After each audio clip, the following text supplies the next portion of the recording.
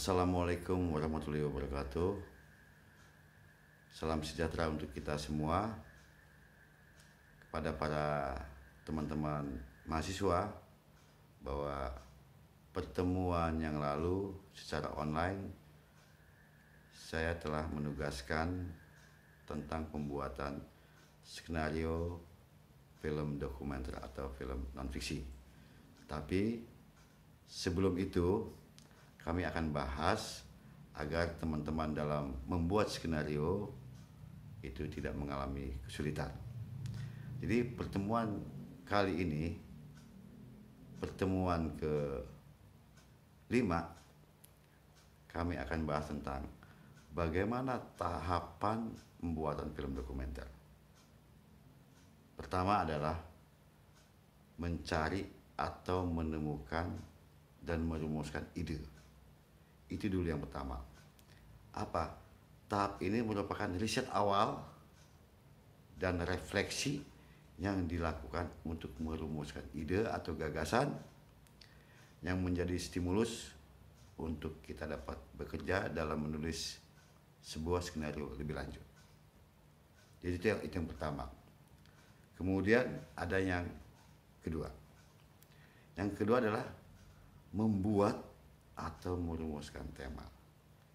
Apa itu yang dinamakan tema? Adalah pesan yang akan kita sampaikan kepada audiens. Jadi ide atau gagasan awal biasanya terlalu besar atau ambisius, maka perlu dikerucutkan atau difokuskan pada salah satu tema yang spesifik. Nah, proses ini akan menajamkan eksplorasi terhadap subjek yang akan kita angkat dalam sebuah film dokumenter. Jadi seperti itu. Jadi kita yang tadinya terlalu besar, kemudian kita kerucutkan agar teman-teman ini fokus. Kemudian baru kita membuat sinopsis. Apa itu sinopsis? Itu adalah garis besar cerita yang umumnya merangkum semua informasi. Istilahnya ringkasan cerita lah. Informasi pokok peristiwa, tempat dan waktu terjadinya peristiwa, lengkap dengan suasananya. Jadi kalau sinopsis atau ringkasan cerita sudah jadi, pada saat kita akan membuat skenario secara utuh, itu kan lebih mudah. Nah, kemudian perkembangan aktivitas subjek berikut masalah yang dihadapi sampai dengan kesimpulan atau akhir penutup. Hasil riset merupakan bahan dasar untuk menulis sinopsis. Jadi setelah teman-teman mahasiswa melakukan riset dan observasi, teman-teman bisa melakukan penulisan sinopsis atau ringkasan cerita sesuai dengan apa yang telah kalian lakukan, kalian lihat di tempat kejadian. Jadi seperti itu pembuatan penulisan sinopsis. Kemudian setelah sinopsis mohon maaf. Setelah sinopsis kita membuat treatment. Treatment adalah apa? Urutan cerita yang akan kita gambarkan. Jadi seperti sebuah urutan tentang jika film sudah jadi. Jadi ini urutannya. Yang sinopsis adalah ringkasan cerita, ini urutan cerita. Jadi tolong dipahami perbedaan antara sinopsis dengan treatment. Jadi treatment adalah atau storyline merupakan sketsa yang dapat memberikan gambaran, pendekatan, dan keseluruhan isi cerita. Treatment mutlak diperlukan bagi film-film dokumenter. Jadi seperti itu, meskipun penulisannya tidak ada yang baku. Biasanya kalau film-film dokumenter penulisannya double column, tapi kalau untuk film-film non dokumenter atau fiksi itu adalah white margin. Jadi kalau double column ada nomor scene, kemudian ada visual dan audio. Jadi seperti itu untuk penulisan naskah film-film dokumenter. Nah, fungsi treatment ini tidak hanya berisi urutan shot dan adegan, tetapi juga secara nyata terkait judul dan tema. The treatment of story. Jadi seperti itu. Jadi tidak terlalu sulit sebenarnya kalau kita sudah melakukan riset dan observasi untuk sebuah penulisan film naskah dokumenter. Karena riset dan observasi untuk sebuah penulisan naskah dokumenter itu wajib dilakukan.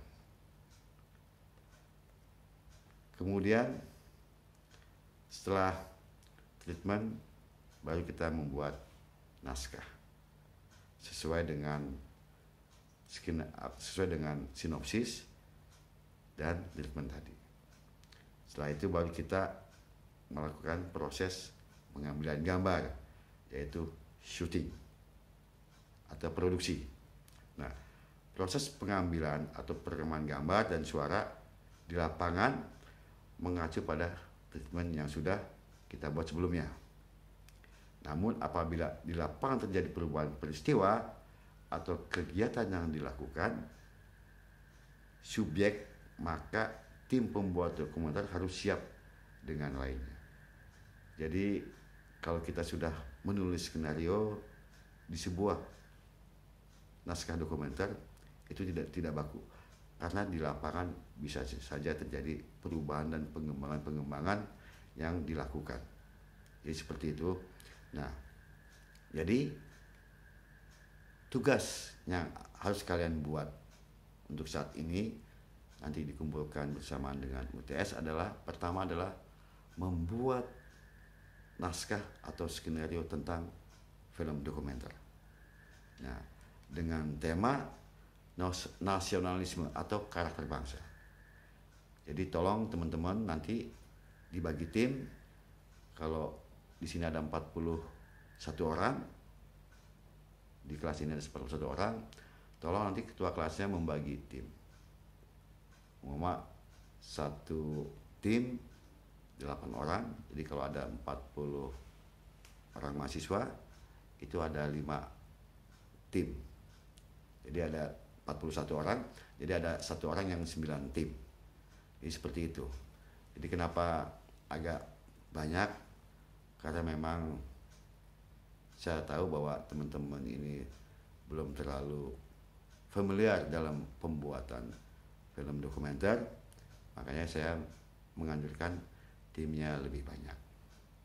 Walaupun pada akhirnya bahwa untuk film-film dokumenter biasanya hanya 4-5 orang tim yang biasa bekerja. Seperti itu. Kecuali film-film fiksi. Kalau film-film fiksi memang banyak sekali. Bahkan kalau di film-film Hollywood itu kerabat kerja bisa sampai mencapai ratusan orang kerabat kerja. Jadi seperti itu.